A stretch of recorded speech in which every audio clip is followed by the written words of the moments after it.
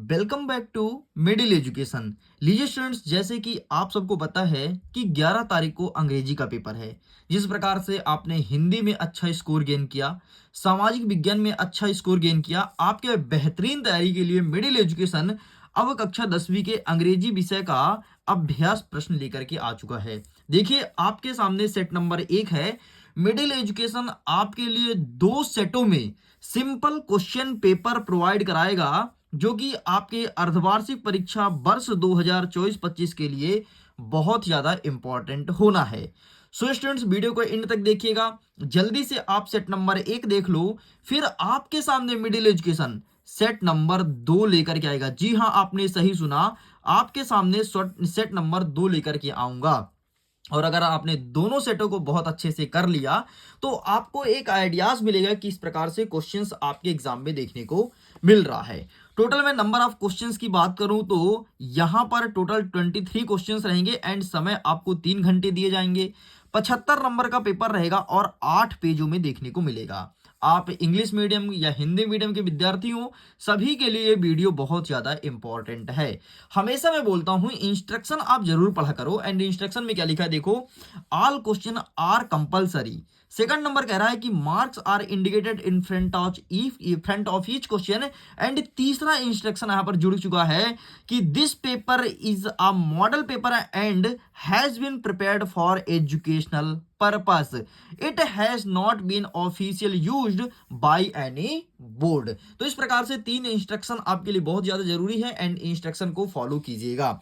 आगे बढ़ते हैं स्टूडेंट्स। तो इस प्रकार से आपके सामने मैं कक्षा 10वीं के अंग्रेजी का पेपर प्रस्तुत कर रहा हूं, जो कि सेट नंबर 1 है। तो चलिए बिना टाइम वेस्ट किए फटाफट हम पेज को पलटाते हैं और अपने सारे क्वेश्चंस को क्रमशः कवर करते हैं। यहां से स्टार्ट होता है हमारा सेक्शन नंबर 1, जो कि है रीडिंग कम्प्रीहेंशन। हमारे पास ज्यादा समय नहीं है, हम कम समय में जल्दी जल्दी सारे क्वेश्चंस को प्रिपेयर करेंगे, इस चीज को ध्यान रखिएगा।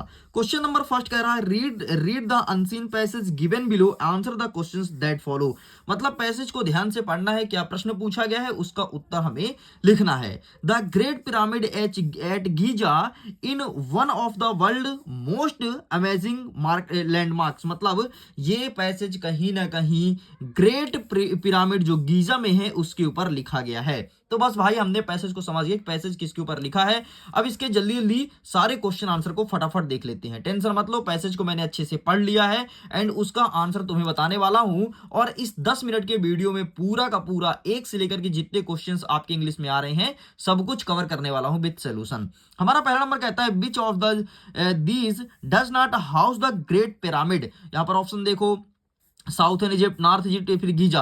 मतलब ये कह रहा है कि ग्रेट पिरामिड कहां है, तो ये गीजा में स्थित है। तो इसका सही आंसर लगाएंगे ऑप्शन नंबर सी। आगे बढ़ते हैं, सेकंड नंबर कहता है कि how many stone blocks constitution by pyramid. यहां पर कई सारे ऑप्शन है। ऑप्शन नंबर फर्स्ट कहता है more than 2 million, less than 2 million, more than 1 billion and less than 2 billion. तो इसका सही आंसर हो जाएगा आपका more than 2 million is correct answer. यही आपका सही उत्तर हो जाएगा। ठीक है, तो इसको आप टिक कर लो। आगे बढ़ते हैं, नेक्स्ट कह रहा है third number, most of the blocks in the pyramid weight about dash dash tons. ठीक है, तो मतलब यहाँ का जो पिरामिड है वहां का टोन्स कितना है, कितना पुराना है, तो 18 या फिर आपका 2 और 3 ईयर्स या फिर 15 या फिर 4500। तो इसका सही आंसर लगाएंगे option number A, 18 year old is correct answer. ये आपका सही उत्तर हो जाएगा। आगे देखते हैं, चौथा नंबर कहता है which of the following definition best describe the meaning of complex in the passage. तो यहां पर ऑप्शन नंबर ए कह रहा है मटेरियल्स, ऑप्शन नंबर बी कह रहा है ग्रुप्स, ऑप्शन नंबर थ्री कह रहा है पिरामिड, ऑप्शन नंबर 4 कह रहा है आर्मी। तो इसका सही आंसर लगाएंगे option number C, pyramid is correct answer. आगे बढ़ते हैं, पांचवा नंबर कह रहा है which of the following is false. इनमें से कौन सा गलत है। ठीक है, यहां पर देखो, पहला नंबर कहता है कफू वाज ह्यूमंस विजर एंड आर्किटेक्चर। ठीक, तो इसमें से सही आंसर बता देता हूं आपको, ऑप्शन नंबर सी हो जाएगा। The great pyramid is the last of 7 wonders of world. ठीक, तो ये सॉरी फॉल्स कथन पूछा है ना, तो फॉल्स कथन आपको लगाना है option number D. Option number जो सी है वो बिल्कुल ट्रू कथन है। ठीक, तो इस प्रकार से यहां तक कंप्लीट होता है। आगे बढ़ते हैं, क्वेश्चन नंबर 2 कह रहा है read the following unseen passage given below, answer the questions that follow. ये 5 नंबर का प्रश्न रहने वाला है। तो चलिए फटाफट हम देख लेते हैं कि हमारा सेकंड पैसेज क्या कह रहा है।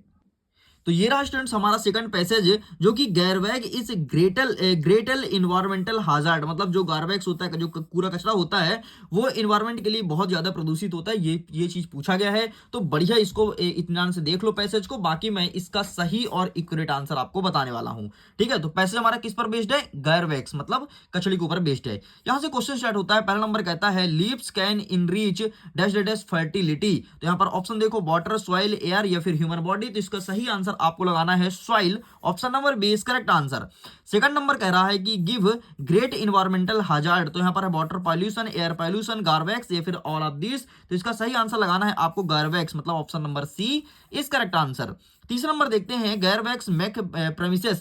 तो यहां पर ऑप्शन नंबर फर्स्ट कह रहा है क्लीन, दूसरा नंबर कह रहा है अगली, तीसरा नंबर कह रहा है ब्यूटीफुल एंड फोर्थ नंबर कह रहा है ड्राई। तो इसका सही आंसर लगाएंगे आप ऑप्शन नंबर बी, अगली इज करेक्ट आंसर। आगे बढ़ते हैं, हमारा चौथा नंबर कह रहा है B can dispose garbage to a. यहां पर देखो ऑप्शन नंबर ए कह रहा है ग्रोसर, ऑप्शन नंबर बी कह रहा है book seller, option number third कह रहा है वेंडर या फिर जंग डीलर। तो इसका सही आंसर लगाएंगे ऑप्शन नंबर डी, जंग डीलर इज करेक्ट आंसर। इस प्रकार से सारे सही उत्तर बता जाता हूं। फटाफट सारे क्वेश्चंस को बेहतरीन तरीके से प्रिपेयर कर लेना, और जैसे ही सेट नंबर ए कंप्लीट करते हो, जल्दी ही मिडिल एजुकेशन आपके सामने सेट नंबर बी लेकर के आएगा। इसके पीडीएफ को डाउनलोड करना, लिंक डिस्क्रिप्शन बॉक्स में दिया गया है, और सारे क्वेश्चंस को बेहतरीन तरीके से प्रिपेयर कर लेना। ठीक है, कहीं भटकना मत, फालतू भटकाव मत रखो, एक जगह स्टेबल होकर के पढ़ाई करो, अच्छे से पढ़ाई करो। वैसे तो इंग्लिश को मैंने बहुत अच्छे से पहले पढ़ाया है, लेकिन आपके बेहतरीन तैयारी के लिए यहां पर मैं 2 सेटों में प्रस्तुत करने वाला हूं। आगे देखते हैं, फिफ्थ नंबर कह रहा है गार्बेक्स कैन बी रीयूज्ड बाय। गार्बेक्स जो होता है इसका रीयूज कहां करते हैं? तो इसका सही आंसर लगाना option number B, recycling is correct answer.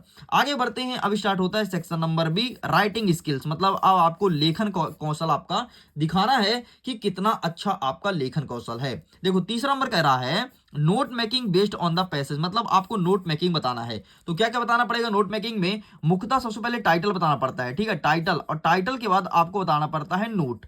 बस ये 2 चीज बताना होता है, टाइटल और नोट। ठीक, तो ये चीज आपको बताना है। देखो यहां पर पहला नंबर कह रहा है कि speech is a great blessing but it can also be a great pressure. ठीक है, मतलब ये कहीं ना कहीं स्पीच के ऊपर पैसेज बेस्ड है। तो चलिए हम नोट मेकिंग का आंसर दिखाते हैं। ये देखो यहां से क्वेश्चंस लिखा है, एंड आगे क्वेश्चन देखते हैं हमारा क्वेश्चन क्या कह रहा है।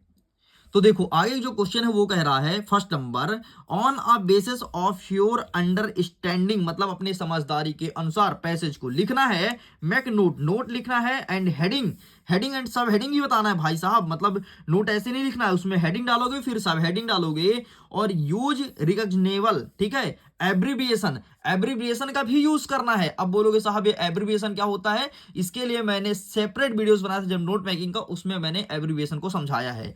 आगे कहता है format you consider suitable also supply N appropriate title, मतलब आपको नोट मेकिंग लिखना है, टाइटल लिखना है, एब्रीविएशन लिखना है, ये लिख करके आपको कंप्लीट करना है।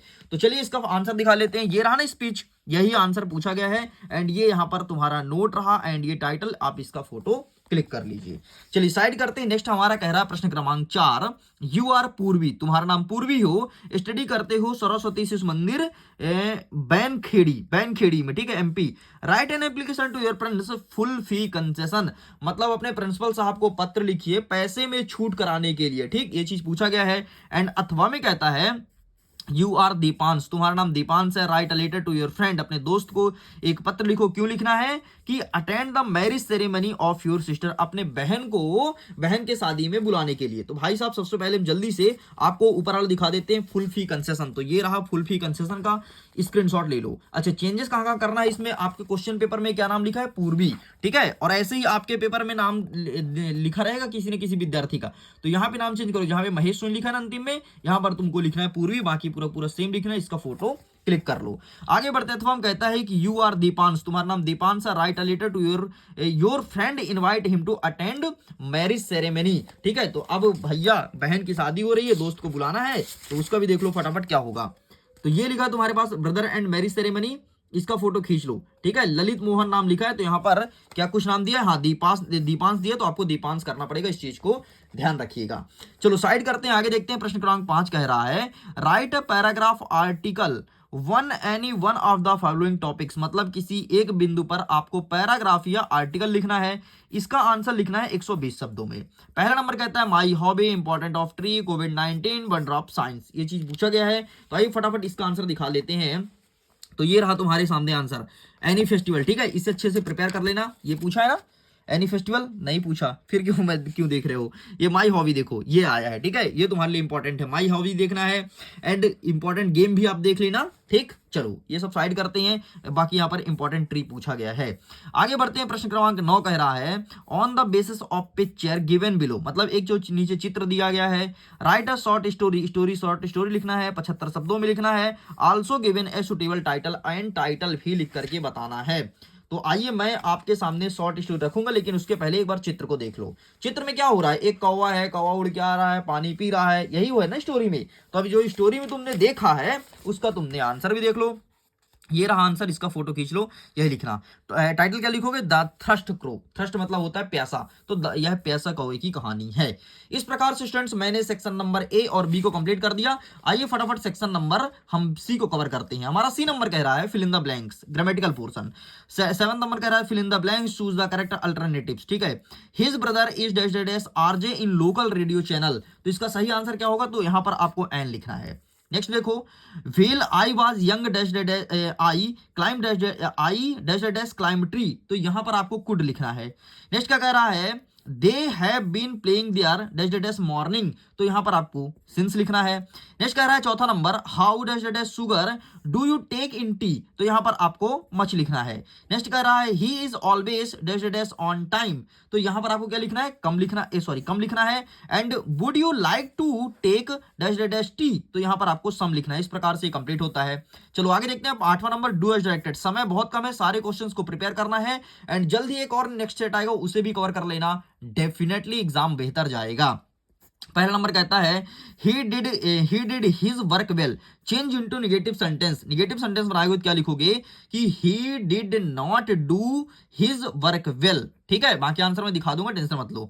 दूसरा नंबर कहता है कि unless you work hard you won't pass. तो यहां पर अनलेस के स्थान पर इफ का यूज करना है, तो सिंपल सा इसे काटो अनलेस को और आगे लिख दो इफ, बाकी पूरा सेंटेंस पीछे सेम रहेगा। आंसर दिखाऊंगा, फिर से ही बोलूंगा। अच्छा सुनो, अगर इसके पीडीएफ को डाउनलोड करना है ना, तो जाकर के आसानी से तुम पीडीएफ को डाउनलोड कर सकते हो, लिंक डिस्क्रिप्शन बॉक्स में दिया गया है। एंड वीडियो के एंड में एक बहुत बेहतरीन चीज दिखाने वाला हूं, जहां से तुम पीडीएफ को डाउनलोड कर सकते हो। वो क्या है, जरा वेट करना।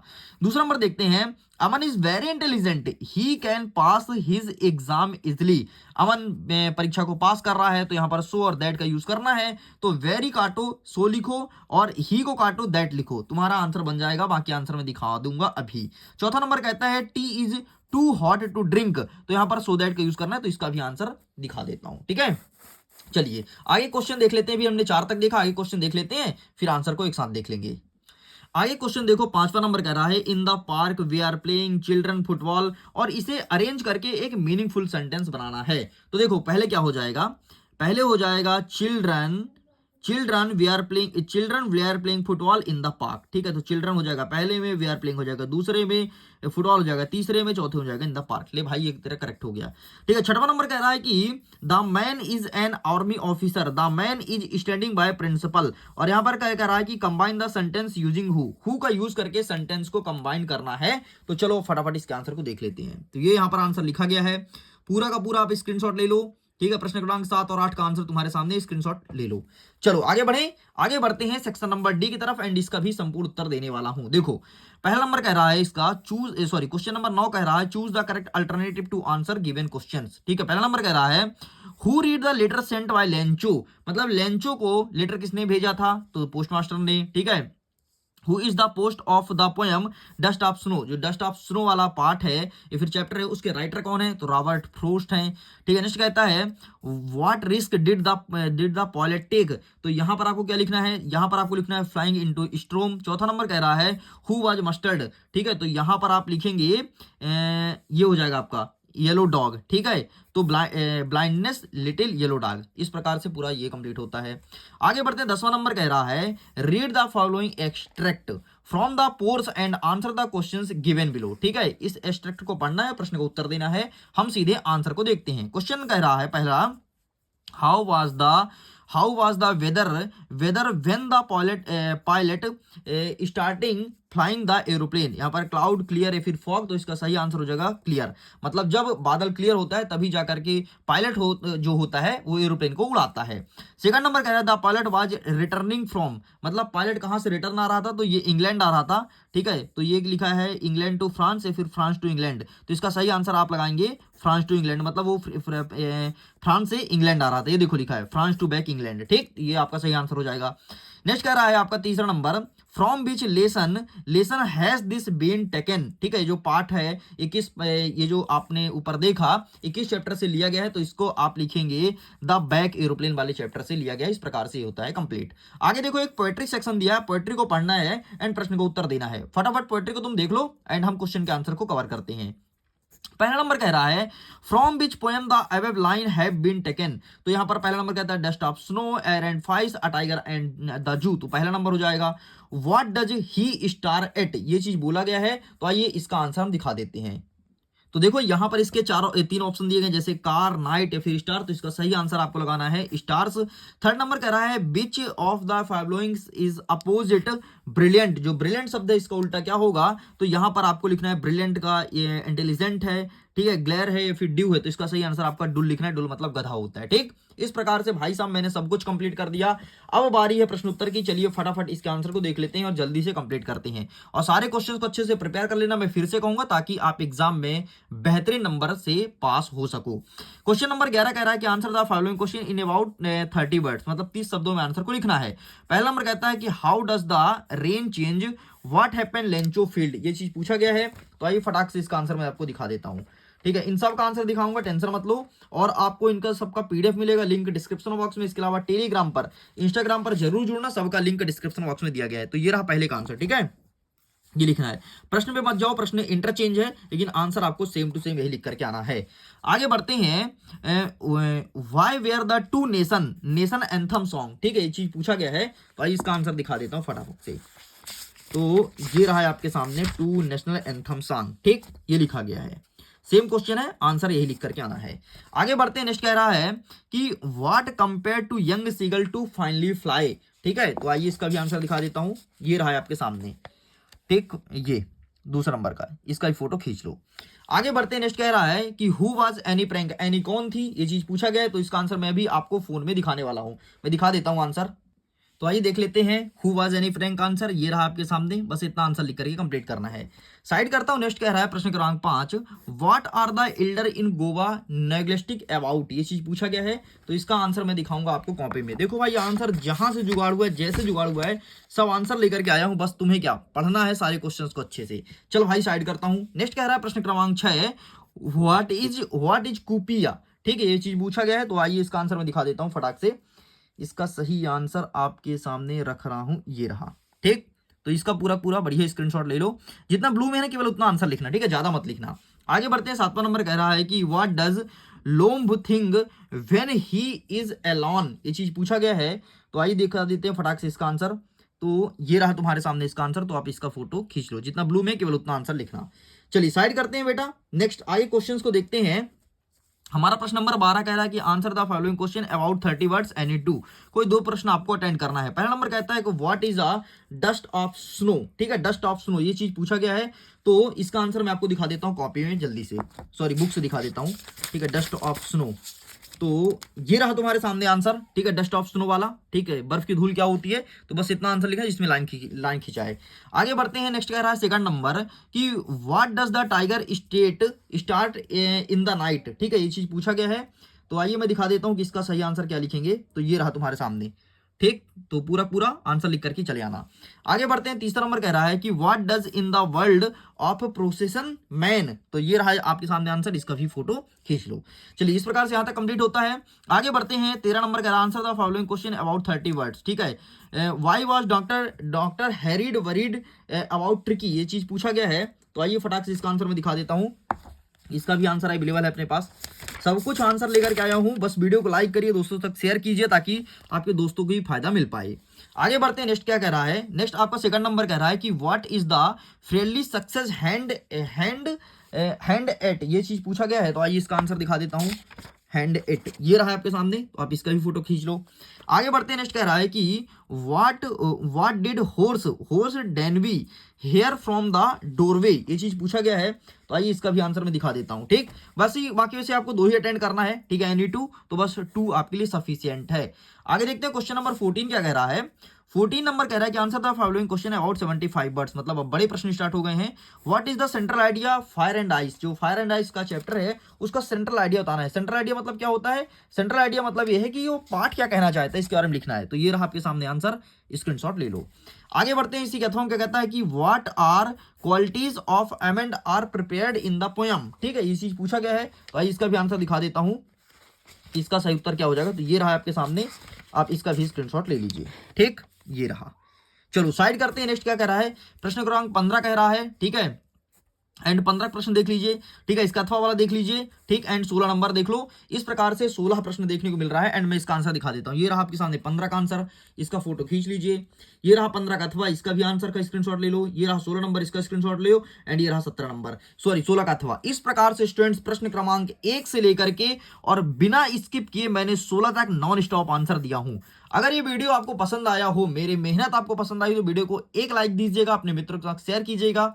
अगर मिडिल एजुकेशन में पहली बार सब्सक्राइब कर रखना, क्योंकि मिडिल एजुकेशन के वीडियोस हो सकता है आपको दोबारा देखने को ना मिले। वीडियो करता हूं एग्जाम के लिए, ऑल द बेस्ट।